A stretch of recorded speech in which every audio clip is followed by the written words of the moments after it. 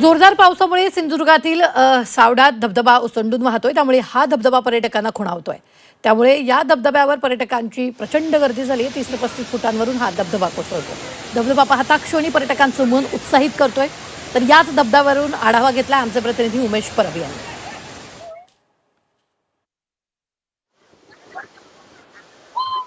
पावसाळ्याच्या काळात सिंधुदुर्ग जिल्ह्यामध्ये अनेक धबधबे जे आहेत ते प्रवाहित होत असतात आणि ते धबधबे पर्यटकांना आकर्षित करत असतात. असाच एक धबधबा सध्या पर्यटकांनी गजबजून गेला आपल्याला पाहायला मिळतोय. आता आपण आहोत कणकवली तालुक्यातील सावडा या धबधब्यावरती.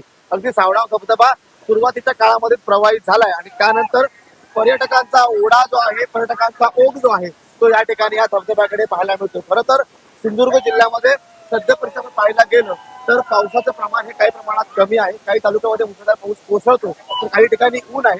अशा परिस्थितीत या ठिकाणी आपण बघतोय की हा धबधबा जो आहे तो अगदी फेसाळत या ठिकाणी मोठ्या प्रवाहाने कोसळतोय आणि त्यामुळे या ठिकाणी पर्यटक जे आहेत या धबधब्याचा मनमुराद आनंद घेताना या ठिकाणी आपल्याला पाहायला मिळतो. जर आपण या ठिकाणी पाहिलं असेल पावसाचं प्रमाण जरी कमी असलं तरी अगदी उंचावरून फेसाळत कोसळणारा सावडाव धबधबा आता पर्यटकांनी गजबजून गेलाय. विकेंड आहे आणि त्यामुळे हा विकेंड साजरा करण्यासाठी हे पर्यटक जे आहेत या ठिकाणी आता सिंधुदुर्गमध्ये दाखल झालेले आहेत आणि पर्यटनाचा मनमुराद आनंद लुटताना पाहायला मिळत आहेत. Umesh Parab, Zee media, Sindhudurg.